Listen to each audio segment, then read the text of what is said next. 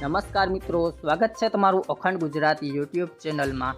ગુજરાતના 21 જિલ્લામાં આજે કડાકા ભડાકા સાથે વરસાદની આઈએમડી દ્વારા આગાહી કરવામાં આવી છે।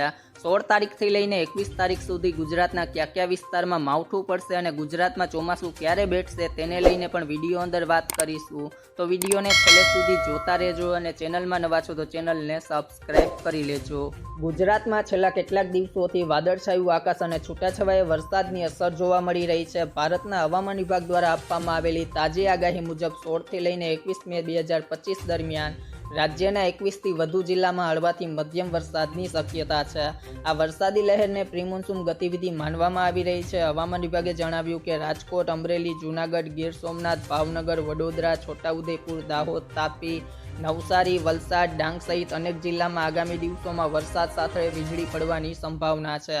16 મેના રોજ સૌરાષ્ટ્રના જિલ્લાઓમાં તેમજ દક્ષિણ ગુજરાતના વિસ્તારમાં છૂટાછવાયા વરસાદ સાથે વીજળી ચમકી શકે છે। 17 મેના રોજ અમરેલી, ભાવનગર, ગીર સોમનાથ, વડોદરા, દાહોદ સહિત દક્ષિણ ગુજરાતના વિસ્તારમાં મધ્યમ વરસાદની સંભાવના છે।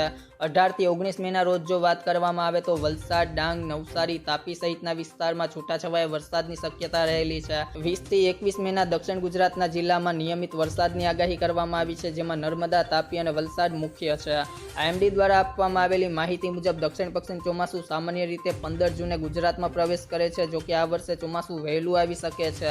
અનુમાન છે કે 10 કે 11 જૂનના રોજ ચોમાસું રાજ્યમાં પ્રવેશી જશે। 12 જૂનથી ગુજરાતના મોટાભાગના વિસ્તારમાં વરસાદી મોસમની શરૂઆત થઈ જશે। જો મિત્રો તમને મારો વિડીયો પસંદ આવ્યો હોય તો વિડીયોને લાઇક કરો, તમારા મિત્રો સાથે શેર કરો અને જો તમે ચેનલમાં નવા છો તો ચેનલને સબસ્ક્રાઇબ કરી લેજો।